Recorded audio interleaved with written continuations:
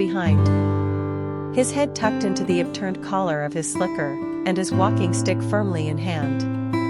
Ian started farming blue Texel sheep in his 20s. Texels are sturdy sheep that remind me of a calf and sheep mixture. I called them Ottomans on legs. A joke that Ian can't appreciate. It's also what brought Ian and me together. He asked me to photograph his flock for his website and later a calendar. We'd known each other in school, but always kept our distance until I showed him the proofs in my darkroom. I put the kettle on and rifled in the fridge for the makings of a meal. "Rosalind?" Ian yelled in through the door. "In here. Thank God you're safe. Have you heard about what's going on at the beach?" I could hear Ian strip off his coat, rough pants, and work shoes. "Yes. I've heard." Max snuck through the door as soon as Ian opened it. Ian's eyes met mine, and in that instant, all was forgiven. He pulled me into his embrace and buried his face in my hair. I heard his heart pound in my ear and smelled that musky odor from working with sheep. Max sat at our heel, expecting a pat too. "What happened? Do you know?" I extracted myself and silenced the kettle. "Irene is dead." I've never seen Ian stagger, but he caught himself on the chair. His pallor shifted from ruddy to ashen within a second. "My God. Did she drown?" "No." I wasn't sure if I should have shared that crucial piece of evidence, but it was Ian, my husband. Ian looked to his hands for answers, as people often do at times of great grief. "There was never anything between us." "I believe you," I said and meant it. He lifted his hand for me to take, and I reached to warm his fingers. "What else have you heard?" "I found her." The statement exploded into the room. Even Max sensed that what I declared was a bombshell. "My God. When?" He squeezed my fingers. "I stormed from the house this morning. I was angry. I had no idea where you were. I wanted to hurt you.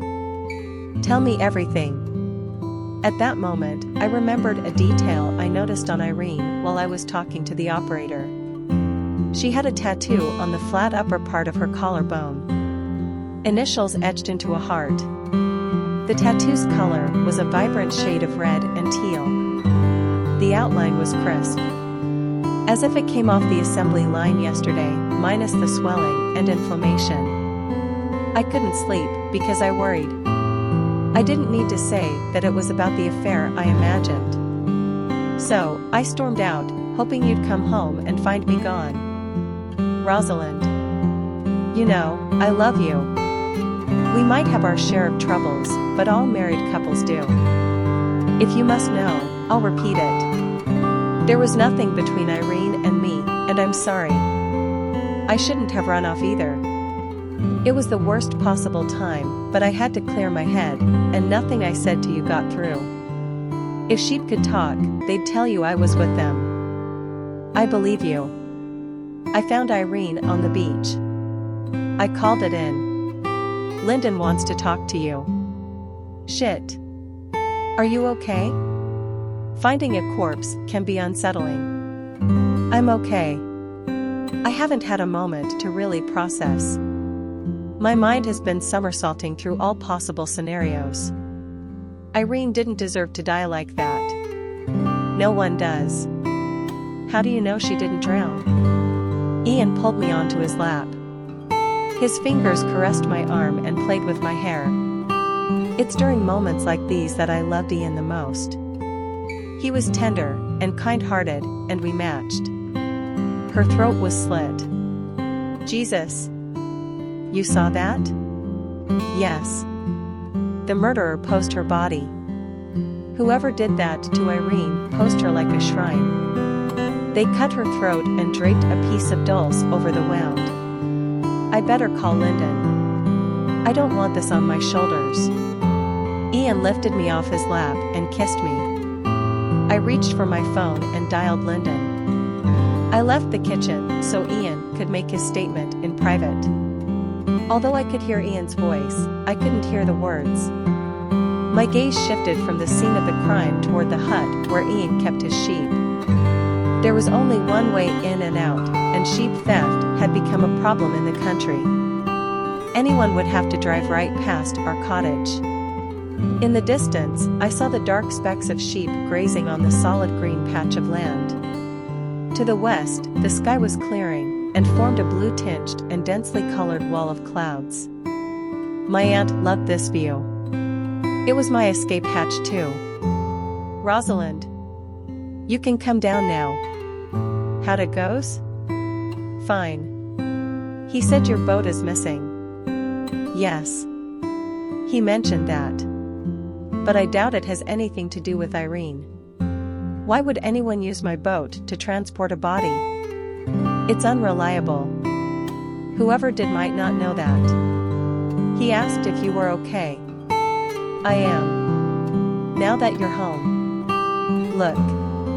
I should tell you this, you'll hear about it sooner or later." The look on Ian's face disturbed me. I knew he left something out about Irene. "It's nothing like you're thinking. Come here." Ian pulled me into his arms again and kissed the top of my head. I had been meeting with Irene. She knew someone who was in trouble. Someone looking to find a home for a child. And since you and I just wanted to explore the option. A child? Yes. We've talked about adoption. I know you were disappointed when our tests led nowhere. And Irene once mentioned that she thought you and I would make good parents. When was that? And what would she know about it? At the pub. You were talking with Mrs. Wilson, who was interrogating you about starting a family. Irene and I overheard. She joked about our lives being discussed so openly. I said it was the price to pay for living in a tight-knit community. Yes, Mrs. Wilson gave me the 3rd degree. So what of this child? Here. Ian showed me his cell phone. This is Cindy, the mom. She's only 16. She's giving the baby up regardless. I admit I was interested, but never found the right time to bring it up. It's still months away. A child? Out of nowhere, tears crusted and trickled down my nose. The whispers, the rumored meetings I had suspicions over, were to bring a child into our lives. Ian and I avoided the subject as it was uncomfortable to bring into our marriage bed since the doctors found no evidence against Ian or my body. They recommended allowing time to do its thing. I never saw myself as the sort of woman who identified as a mother until last year. Then the ticking started. "You did that for me?" Ian pulled me closer. I had been wrong about this man and the depths of his soul that were still unexplored. Maybe once I pushed all my insecurities aside, Ian was the right man for me, after all. For the moment, I enjoyed the warmth wafting like whispers off his body. Leaning into him, I heard his stomach rumble and remembered my intention of putting the stew on the stove. "You must be starving. It can wait. What's important is that you're okay." "I am." I set the stew to simmer and carved wedges of yesterday's bread. Ian patted the dog and sifted through the mail that came that morning. "Lyndon's stopping by sometime this afternoon. He wants us to sign formal statements. Said it was best to stay put." It surprised me that Ian could say Lyndon's name without resentment in his tone. But there wasn't anything I could do but keep it professional. All morning, thoughts of Irene drifted in and out. I visualized her lifeless body. The detail of how her hair fanned out, the wet green gauze, and the private anatomy exposed to daylight flashed. When I ladled the stew onto plates, I thought of the permanent letters of her tattoo again. Did I know anyone with those initials?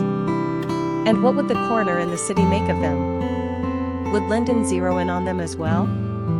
Slurping the hot stew, Ian asked what he'd been waiting to ask. "So, tell me everything you saw." I swallowed and set my spoon down. Ian left the house at midnight. I was too angry, and he was too stubborn to continue the argument. He took his slicker and Max and stormed out. It wasn't the first time. While waiting for him to come back, I paced and rehearsed everything I should have used in the argument. I wasn't good at keeping to a logical debate. I admit emotion got the best of me. An hour passed, I went upstairs and peered into the darkness. A precise half of the moon stood on guard next to Venus. I tried to discern the light from Ian's hut since he hadn't returned. Because it was lambing season, it was the norm that he often wandered up to his refuge. I saw darkness hunker down on the land, and the stars studded the clear night sky. By 2 o'clock, I was beyond angry. How dare he leave me hanging like that? I brushed the film from my teeth and the red from my nose. I looked like hell and thought, no wonder Ian's having a fling with Irene. At 3 o'clock, I took up my post by the window again, no sign of Ian. I climbed into the corner of the sofa and brought my blanket in for comfort. I was hoping to cry myself to sleep and wake to brighter and clearer skies.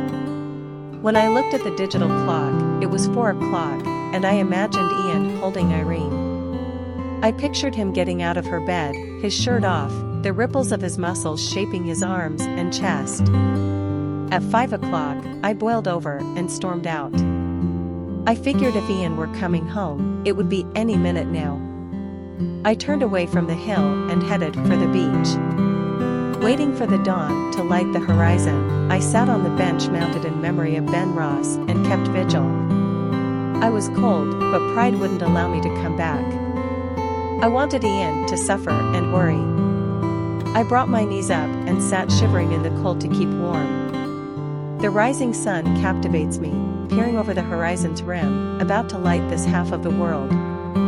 I waited for the first sliver of light to latch itself onto the dark waves and expand into a silver thread. It was too dark to take pictures, but I realized my camera was in the kangaroo pouch of my jacket by then. The skyline was an abused shade of mauve and dense. Slowly the long fingers of the sun peeled the darkness away and made room for light. I was drawn to the light. I took my time, I was careful on the path. Gulls squawked, and the wind rustled the short grass. I never suspected anything other than being cold once I got to the beach. I saw the tide noted on the calendar when I wrote down my hair appointment yesterday. I knew it was heading out, I'd be safe. Love. No one's ever safe down there. Please stop going alone. If you really want to take photographs, take me with you. Ian buttered another slab of bread. It was an offer he had made to me on many occasions, but I never accepted his company. Art is private, and only artists understand that.